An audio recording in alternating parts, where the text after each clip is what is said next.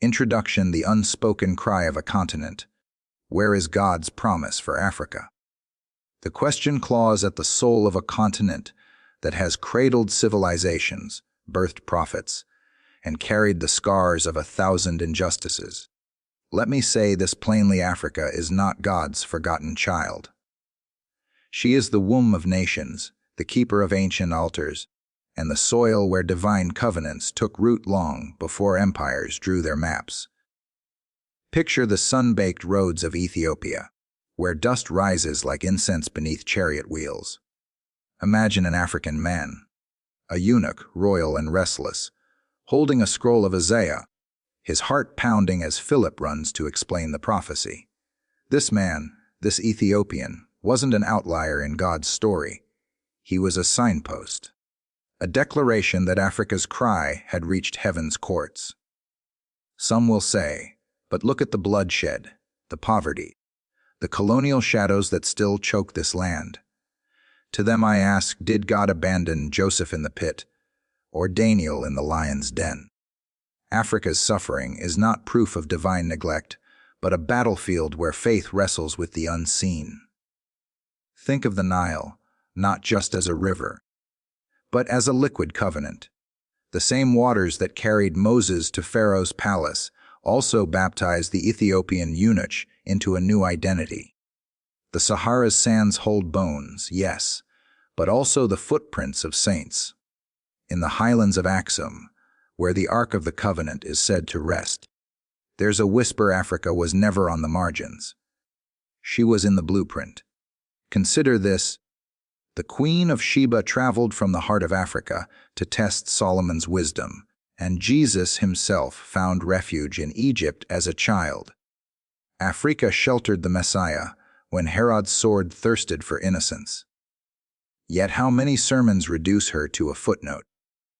We've been taught to see the Bible through desert tents and Roman roads, but what if we tilted the lens toward the south?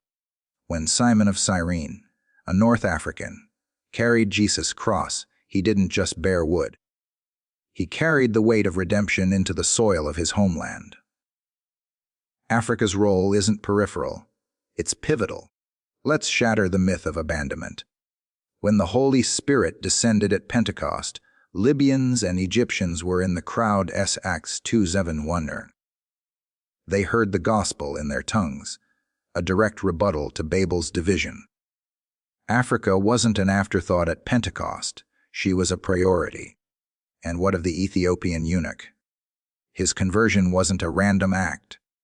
It was a divine appointment, a strategic rupture in history to show that God's covenant stretches beyond Jerusalem, beyond Rome, into the deserts and savannas where kings and shepherds alike hunger for truth. Africa's pain is real, but so is her promise. The same continent that endured the Middle Passage birthed movements that shaped global Christianity. The Coptic Church in Egypt, the ancient monasteries of Ethiopia, the vibrant faith of Nigeria's martyrs. These are not accidents, they are evidence. God doesn't make orphans. He makes heirs. Africa's spiritual DNA is woven into the tapestry of salvation history. So when you hear the lie that God has forsaken this land, remember the Lion of Judah roams the Serengeti, the Lamb's blood stains the baobab trees, and the Spirit hovers over the Congo basin, still speaking, still stirring, still saying, "You are mine." This isn't just history, it's a call to arms. If Africa is covenant holder, then her people are covenant bearers. The child soldier clutching a rifle in South Sudan, the mother selling cassava in Lagos, the teenager coding in Nairobi. They carry the image of the God who named the stars and numbered the hairs on their heads. The world may see a continent in crisis, but I see a bride being prepared. Africa's story isn't over. It's a prologue. So let's stop begging for crumbs from the table and rise to claim our seat. The covenant is alive. The promise is now. And Africa, her deserts, her jungles, her cities pulsing with hope, will have the final word. The genesis of covenant. Africa's biblical roots. You think the Bible begins in a vacuum. That Eden's miscast gardens bloomed in some vague, colorless land.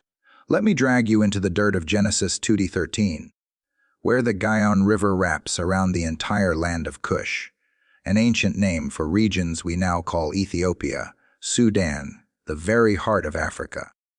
Eden's waters didn't trickle into mythical nowhere. They carved through African soil. Picture this: the first sunrise painting gold over the Ethiopian highlands, the first humans breathing air scented with frankincense from Somali plains. Adam's ribcage rising and falling under a sky mirrored in the Nile's embrace. This isn't poetic speculation. It's geography. The same dirt under Adam's fingernails fed baobabs and acacias. Africa isn't a sidebar in creation. She's the opening chapter. But then comes the distortion. Ham, the sun whose name means hot or black, becomes a pawn in humanity's darkest lie. Eurocentric theologians twisted Noah's curse, a judgment on Canaan, not Ham, into a weapon to justify slavery, colonization, the dehumanizing of an entire continent. Let's gut that heresy here and now. Ham's sin was seeing his father's nakedness. Yet his descendants include the builders of Babel, the founders of Nineveh, and crucially, the Cushites, Africa's God repeatedly elevates. Moses, the liberator, marries a Cushite woman, defying his siblings' racist scorn, Numbers 12. Miriam's leprous skin, turned white as snow, becomes a divine rebuke. God's favor isn't pigment deep. Abraham's covenant gets boxed into Middle Eastern deserts, but trace the bloodlines.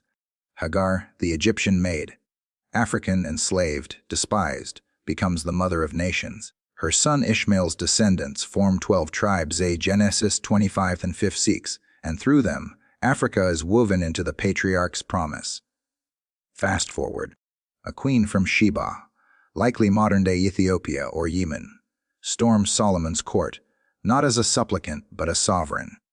She tests his wisdom, shares his table, and returns home carrying seeds of a faith that would later blossom into Ethiopia's Solomonic dynasty. When Jesus mentions the Queen of the South rising at judgment, to Matthew 12:4-2, he's honoring her as a covenant witness. Ancient maps don't lie. The kingdom of Cush, stretching from Sudan to the Blue Nile, traded gold with Israel. The Aksumite Empire, with its towering obelisks, minted coins bearing the cross centuries before Europe's conversion. These weren't backwaters, they were crossroads of divine activity. When Jonah fled to Tarshish, African winds capsized his ship. When Philip baptized the Ethiopian eunuch, he wasn't converting a pagan. He was explaining Isaiah to a man whose ancestors likely knew Torah before Rome existed.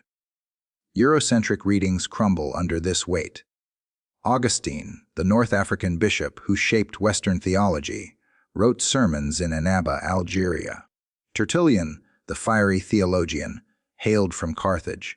The Council of Nicaea, which defined Christian orthodoxy, included bishops from Egypt and Libya. Africa didn't receive the gospel, she helped draft it. So why does this matter today? Because every time a child in Lagos reads Psalm 6:18-3:1, Ethiopia shall soon stretch out her hands to God. It's not wishful thinking. It's a covenant reclaiming its voice. The same hands that hoisted Simon of Cyrene's cross now grip microphones, plows, and protest signs. Africa's roots in Scripture aren't ancient history. They're living veins pumping hope into a continent labeled hopeless. Let me leave you with this: covenants aren't fragile. They're unbreakable, even when buried under centuries of distortion. Africa's story in the Bible isn't about God visiting the continent, it's about God being revealed through her. So when you read Genesis, don't skip the footnotes about Cush. When you preach Abraham, name Hagar. When you celebrate Pentecost, remember the African tongues that first proclaimed Christ risen. The covenant isn't a relic, it's a roar. And Africa's roar, my friends, is just beginning. The broken mirror, colonialism, and covenant distortion. What happens when a sacred text becomes a sword? When the very words meant to liberate are sharpened into blades that carve up continents and souls? Let me drag you into the 1884 Berlin Conference, where European powers huddled over maps like vultures, slicing Africa into geometric carcasses. King Leopold I scribbled borders with a blood-stained pen, all while clutching a Bible. This wasn't just politics. It was sacrilege. They quoted Psalm 208, "Ask of me, and I will make the nations your inheritance," as if God anointed them to loot. But Isaiah 19:25 thunders a different reality. "Blessed be Egypt, my people, Assyria, my handiwork, and Israel, my inheritance." Three nations, African, Middle Eastern, and Jewish, united as God's triune masterpiece.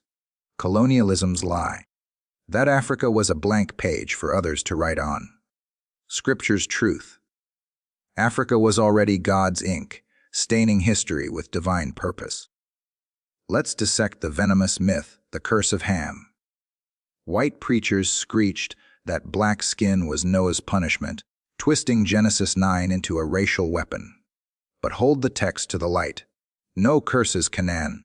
Ham's son, not Ham himself.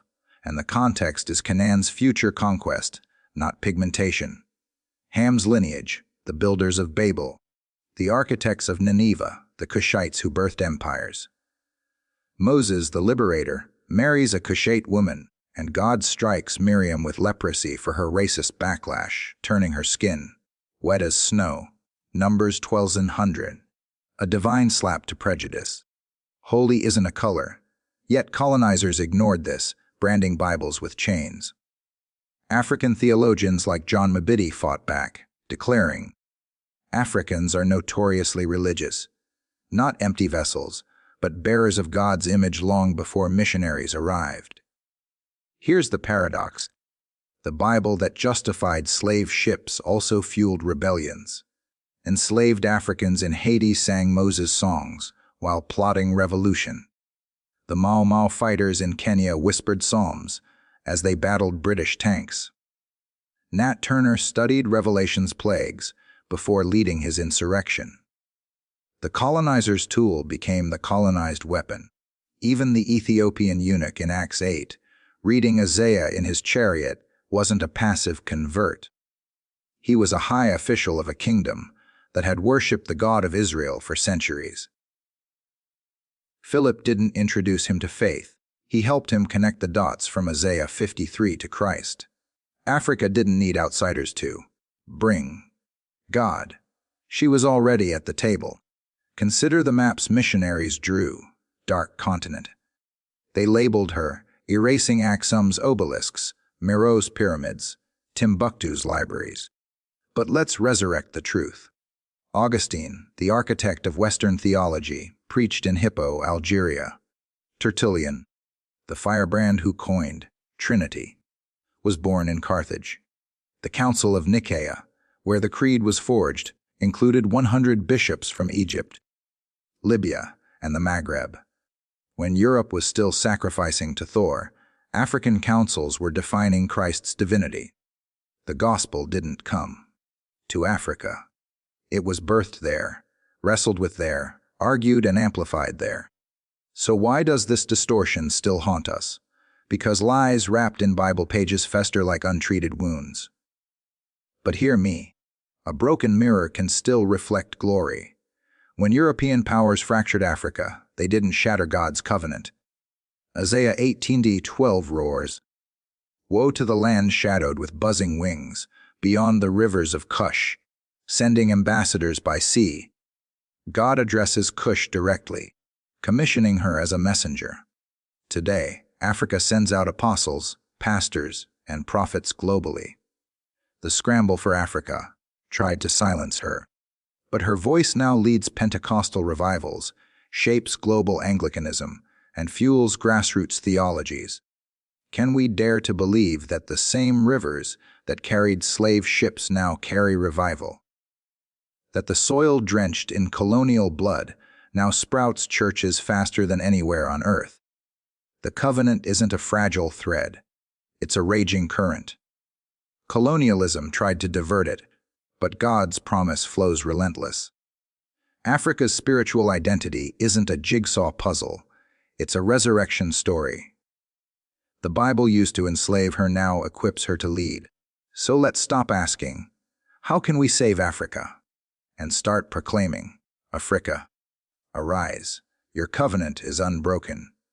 The mirror they shattered, gather the pieces, see your reflection not cursed, but crowned. The blood covenant reclaimed Christ as the ultimate mediator. Let me ask you this.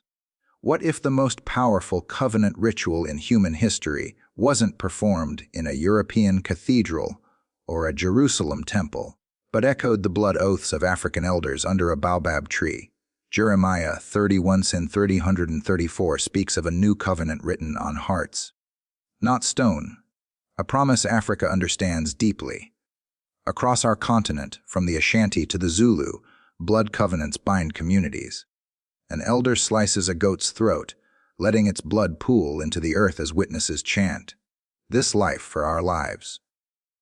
Now, see Calvary through African eyes. Jesus, the ultimate elder, spills his blood not in a temple, but on naked soil, his crimson weaving a cosmic pact that reaches from Jerusalem to Johannesburg.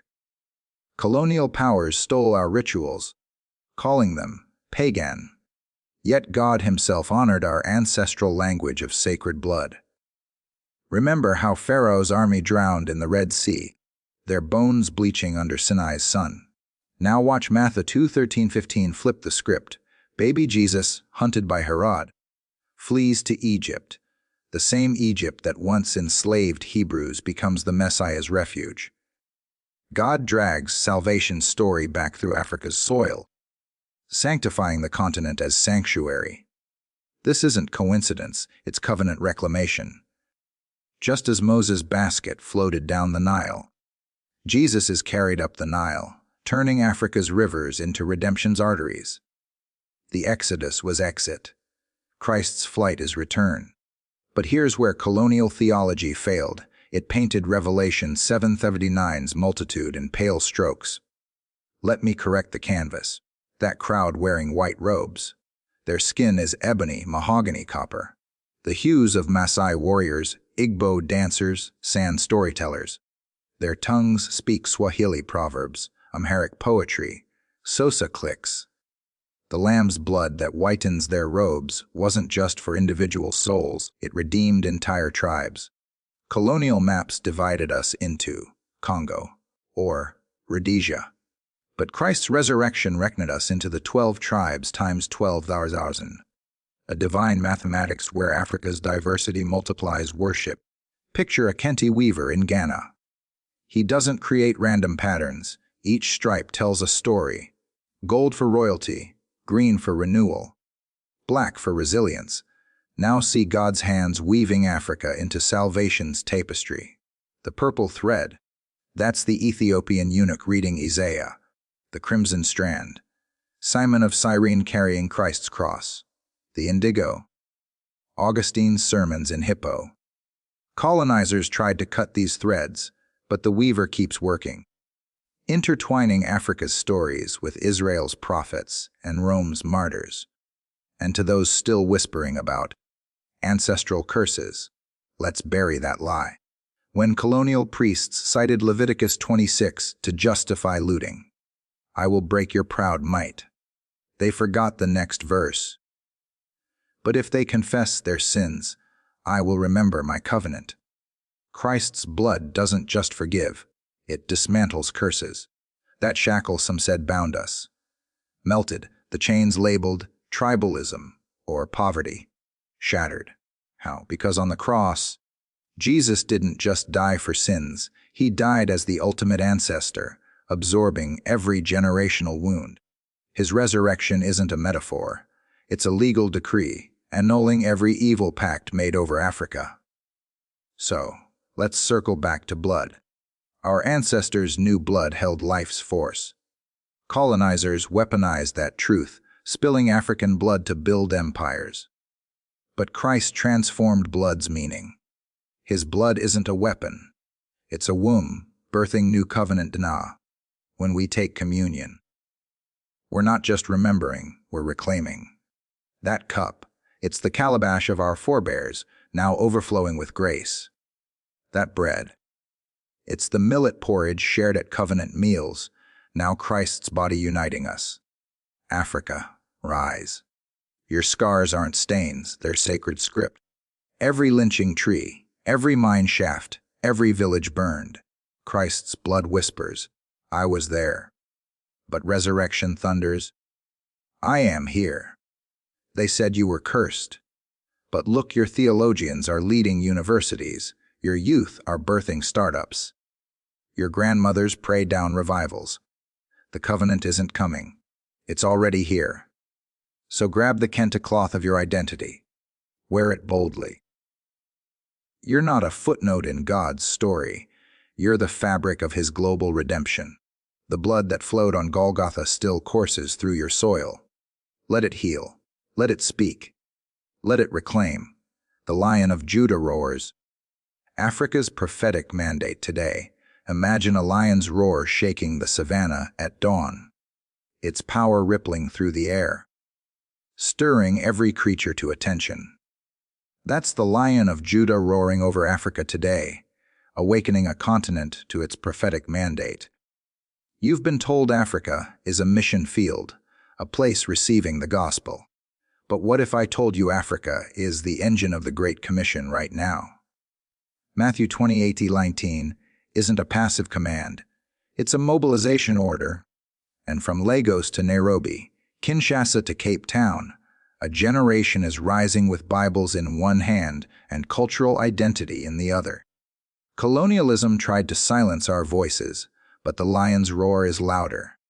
Let me show you why Africa isn't just part of God's story. It's leading the charge. Take Nigeria, where revival fire blazes hotter than the midday sun. In 2022, over 100,000 youth gathered in Lagos for a single worship night, their prayers cracking open the heavens.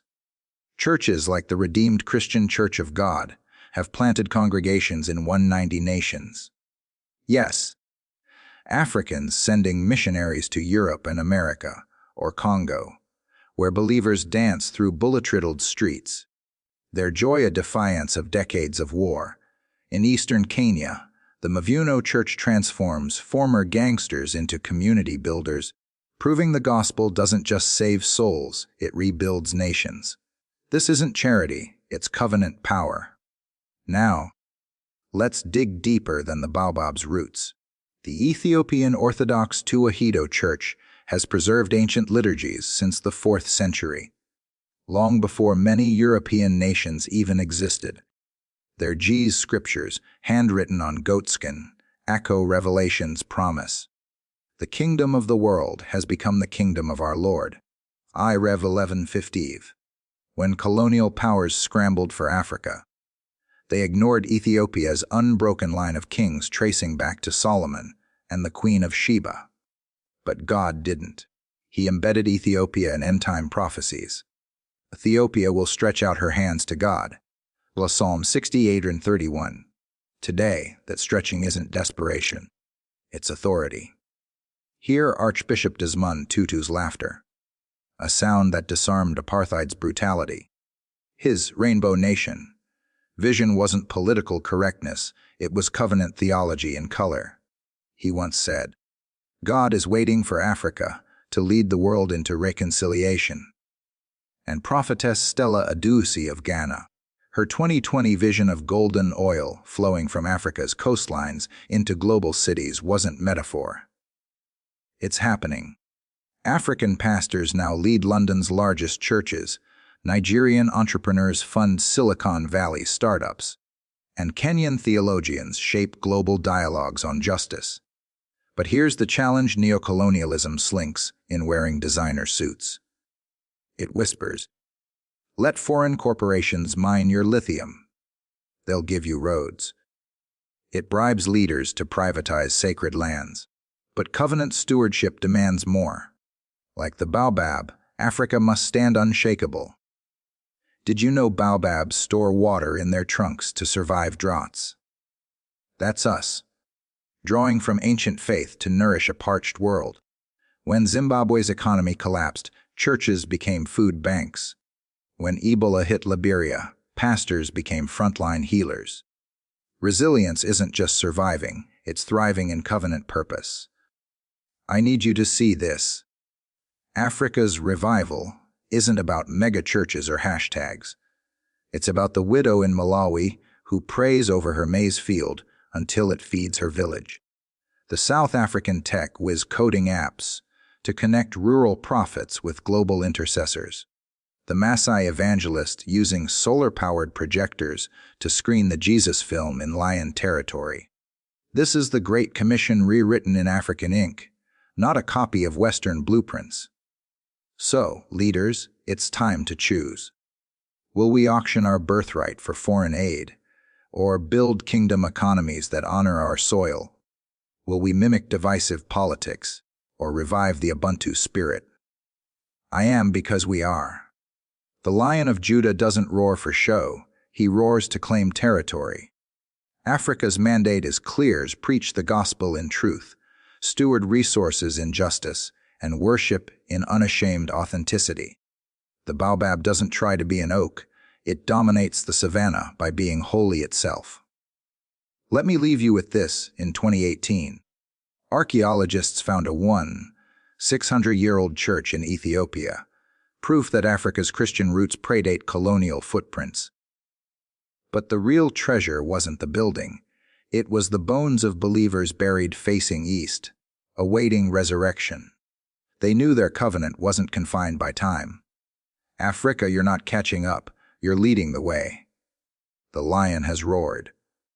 Now, let the nations hear your thunder. Conclusion. The covenant unchained. Africa's liberation liturgy.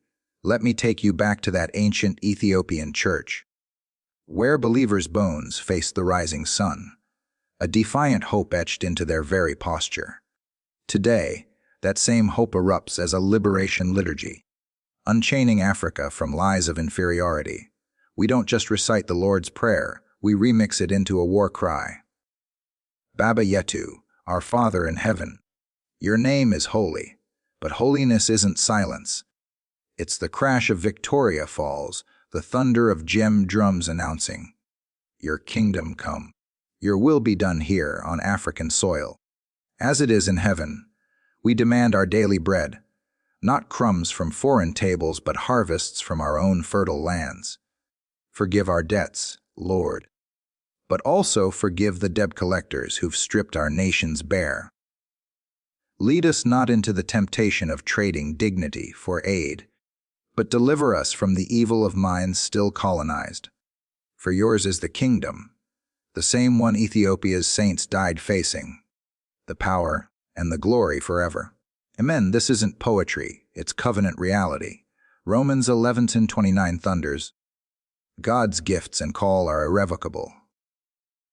Colonialism stole our artifacts, but it couldn't steal our covenant. Sankofa, the Akan wisdom of return and fetch, isn't nostalgia, it's resurrection. We're reaching back to retrieve the faith of Queen Candace's eunuchs. See Acts 8:2-7, the boldness of Simon of Cyrene, who carried Christ's cross, the unbroken liturgies of Lalabella's rock-hewn churches. But Sankofa also demands we confront what's broken. The chains of the transatlantic slave trade weren't just iron, they were demonic contracts declaring black bodies cursed.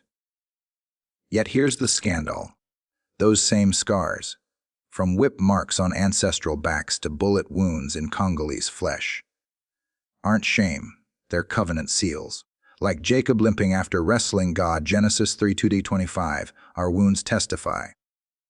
We survived to reign. Africa's liberation isn't a plea for a seat at the table. It's a declaration that we are the table.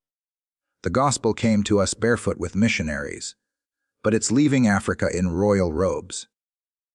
Europe exported a gospel entangled with empire. Africa is returning it purified by fire. Look at Pastor Biodun Fetoyinbo in Nigeria, whose ministry funds orphanages and tech hubs, or Muriji Murithi in Kenya, turning witchcraft villages into worship centers. This isn't reverse mission, it's completion. Jesus said, "This gospel will be preached to all nations, and then the end will come."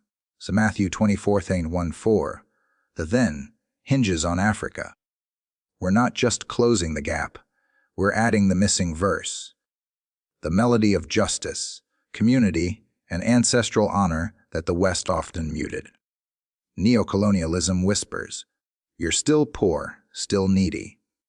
But when a Zambian grandmother prays over her HIV medication and lives to 90, when Ghanaian filmmakers flood Netflix with parables of redemption, when Sudanese saints sing hymns through prison bars, that's not poverty, it's covenant wealth. Our Ubuntu theology, "I am because we are," rebukes the West's lonely individualism. While megachurches auction blessings, African ecclesias are sharing communal farms. We're showing the fractured world how to be whole. So let me prophesy, the next Billy Graham won't come from a stadium. They'll emerge from a township, preaching with a dance, a proverb, a rhythm that makes hell tremble. The gospel's final chapter won't be written in Rome, Geneva, or Dallas. It'll be signed in Lingala, Zulu, and Amharic. Our scars, they're not hidden. We wear them like the Kaikai wear Mermukarb. Circles of identity. Each mark screams, "We're God's covenant people." Now, let's rise. Let's roar louder than the Lion of Judah's echo. Let's plant churches in the rubble of mines, schools in the shadow of shanties, and banks that loan hope. To every leader listening, stop negotiating with Pharaoh. You don't need his gold, you've got covenant authority. Break the chains of aid dependency, mental slavery, and theological mimicry. Mungu aweza kuvunja minyororo. God breaks every chain. The chains on our borders, the chains on our minds, the chains on our prophets. Africa, your time is now. The world isn't just watching, it's waiting. Preach the gospel, not the one they gave you, but the one you've refined in the furnace of resilience. Complete it. Then, and only then, will the King return.